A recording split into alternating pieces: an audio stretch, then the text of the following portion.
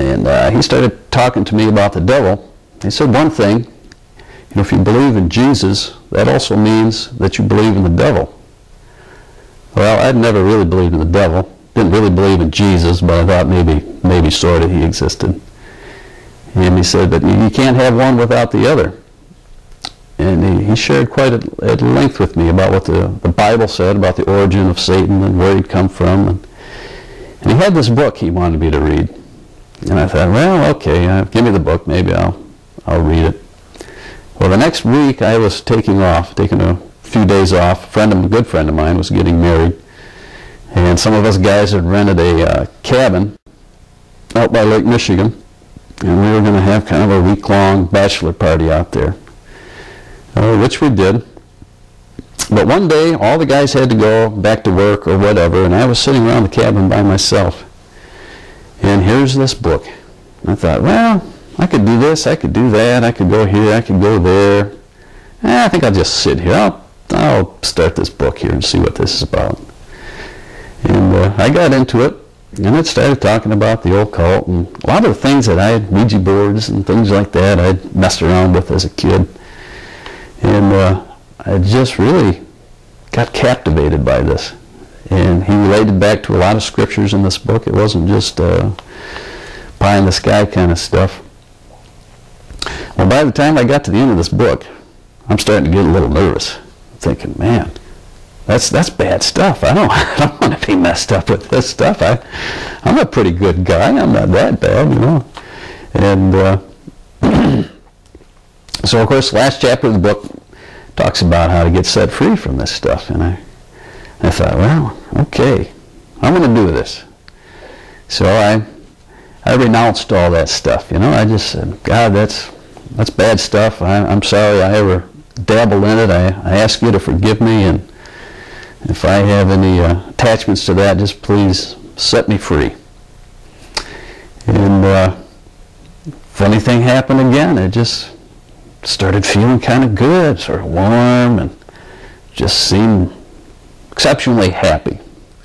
But you know, I'm a slow learner, I guess. I did not realize really what was going on yet. I'm just kind of a dummy. So anyhow, we finished the week, and my buddy got married, and you know, we had big parties and all that stuff. I really hadn't changed my lifestyle at all. But it was probably another 3-4 weeks after that.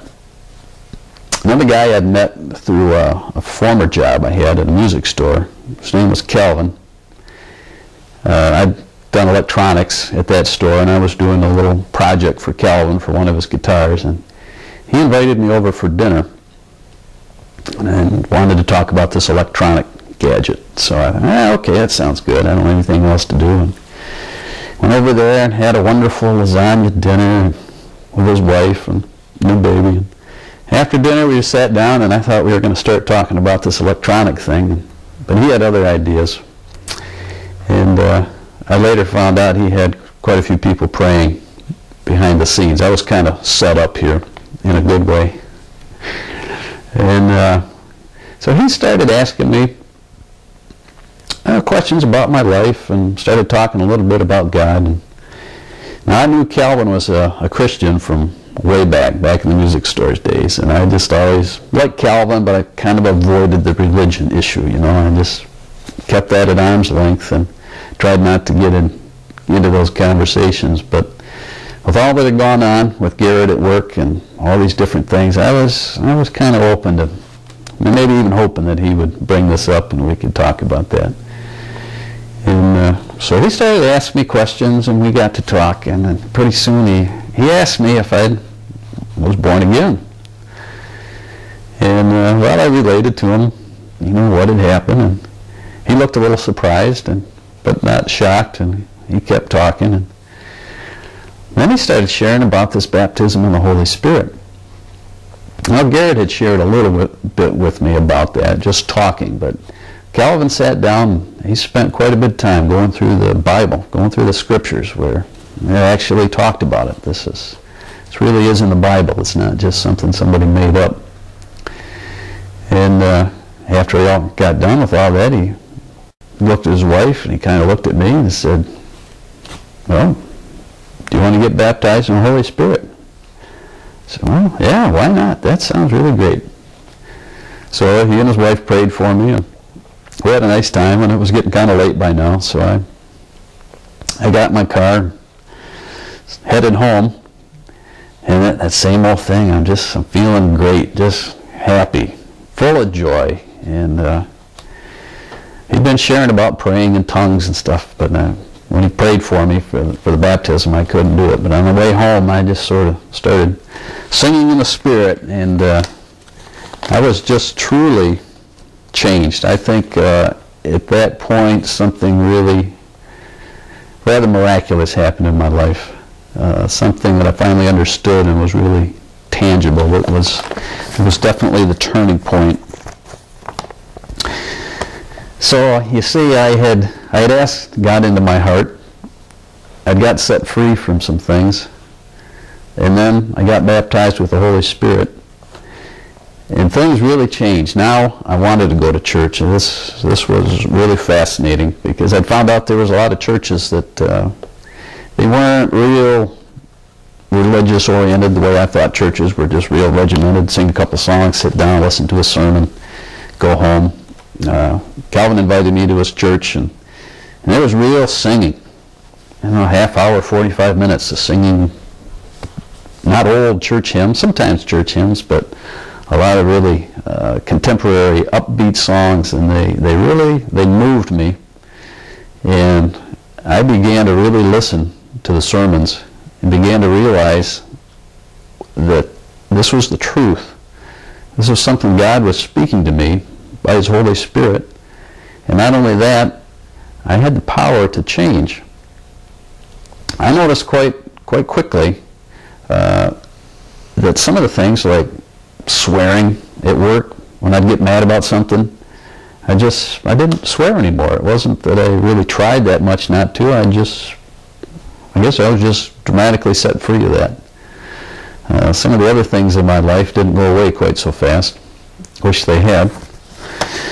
But I began to understand what salvation was all about. It wasn't about just, okay, now you can only do these things, and you got to do these things at certain times, and you can't do these other things. It was about becoming a whole person again. It was getting set free from anger and depression and being greatly disappointed when things didn't go my way.